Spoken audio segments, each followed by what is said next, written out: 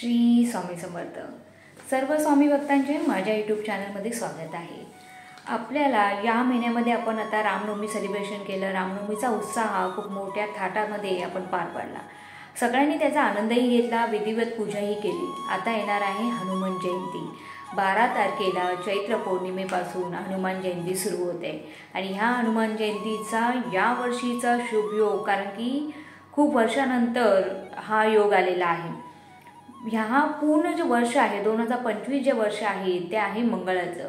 म्हणजेच आपल्याला खूप सारे पैसा, समृद्धी, धन याची प्राप्ती होणार आहे. तर ह्या हनुमान जयंतीला आपल्याला काही छोट्या छोट्या गोष्टी करायच्या आहेत. हनुमानरायाची कशी पूजा करायची आहे, त्यांना कशी प्रार्थना करायची आहे, ह्या सगळ्या गोष्टी आपण ह्या व्हिडिओमध्ये बघणार आहोत. तर करायचं काय आहे, हनुमान जयंतीला पहाटे 3:30 वाजता जर तुम्हाला पॉसिबल असेल तर उठा, आणि नसेल तर काही असं कंपल्शन नाही आहे, पण पहाटेच्या ब्रह्ममुहूर्तावर उठणं हे चांगलं असतं. तेव्हा स्नान वगैरे करून घरातली जो दरवाजा आहे, उंबरठा आहे, त्याची पूजा करून तुळशी मातेला जल अर्पण करून आपल्याला घरातच असलेला किंवा जवळ तुमचं जर हनुमानाचं मंदिर असेल तर तिथे जायचं आहे आणि हनुमानरायांची विधिवत पूजा करायची आहे. विधिवत पूजा म्हणजे काय की हनुमानरायाला पहिला अभिषेक घालायचा आहे, आंघोळ घालायची आहे, अभिषेक करायचा आहे. धूप, दिवा, धुपारती जसं तुम्हाला जमेल तसा दाखवायचा आहे. अगरबत्ती ओवाळायची आहे. हनुमानरायाला म्हणजे एक सुगंध असून अत्तर असतं, ते सुद्धा आवडतं, तर ते अत्तर तुम्ही त्यांना अर्पण करू शकता. तर तुमच्या जवळ किंवा मूर्ती असेल हनुमानरायाची तर त्यांना छान असे वस्त्र घाला. त्याच्यानंतर हनुमानरायांचं जे हनुमान चालीसा आहे त्याचं कमीत कमी 11 वेळा तरी पठण करा. हनुमानरायांची कृपा आपल्यावर नेहमी राहिली पाहिजे, कारण की हनुमानराय हे असे आहेत की ज्यांची कृपा जर आपल्यावर झाली तर कोणत्याही प्रकारचं संकट आपल्यावर येत नाही, भीती वगैरे आपल्यामध्ये राहत नाही.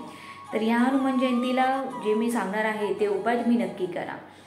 विधिवत पूजा केल्यानंतर हनुमानरायासाठी तुम्हाला चणे आणि गूळ याचा नैवेद्य दाखवायचा आहे.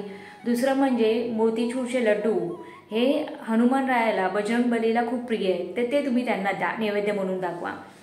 त्याच्यानंतर बजरंगबलीला तुम्ही श्रीरामांची नावं लिहिलेली, लास्ट व्हिडिओमध्ये मी सांगितलं, ती माळा जी आहे पानांची, खाऊच्या पानाची माळा बनवा, त्याच्यावर श्रीराम लिहा, 11 पानाची माळा बनवा आणि ती बजरंगबलीला अर्पण करा.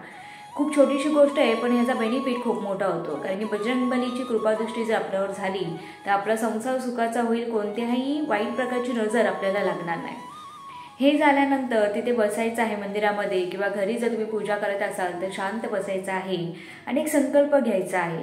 संकल्प घेताना मनामध्ये आत्मविश्वास ठेवा की हे हनुमानराया, माझं असं म्हणणं आहे, माझी ही इच्छा आहे तर तू पूर्ण कर, तर मी हा संकल्प घेते. तर संकल्प कोणते घ्यायचे आहे जे आपण पूर्ण करू शकतो. तर पहिला संकल्प असा घ्यायचा आहे की मी कमीत कमी 8च्या दिवसामध्ये एक पूर्ण जी माळ असते 108 वेळा हनुमान चालिसाचं पठण करेल, रामरक्षा स्तोत्राचं पठण करेल, किंवा जय श्रीराम हे मी 1000 वेळा लिहिल, 11,000 वेळा लिहिल. हे तुम्ही पूर्ण करू शकता. त्याचा संकल्प घ्या आणि ते त्या दिवशी पूर्ण करा. हनुमानरायाला काय प्रिय आहे हे तुम्ही बघा. हनुमानरायाच्या मंदिरात जर गेला तर शेंदूर हा जो असतो त्याच कलरचा, भगव्या कलरचा हनुमानराय आपल्याला भेटतात, बजरंगबली भेटतात. तर शेंदूर तुम्ही त्यांना अर्पण करू शकता. चमेलीचं तेल आहे, राईचं तेल आहे, ते तुम्ही द्या. तो दिवा आपल्या घरात लावा. संध्याकाळी काय करा, जेव्हा तुम्ही दिवा लावणार आहात तर गाईच्या तुपाचा लावा, शुद्ध गाईच्या तुपाचा, किंवा जसं राईचं तेल आहे, चमेलीचं तेल आहे, याचा दिवा लावा. त्याच्यामध्ये वातमत्र ऑरेंज कलरची होण्यासाठी केसरने तिला भिजवा आणि ती वात त्याच्यामध्ये लावा.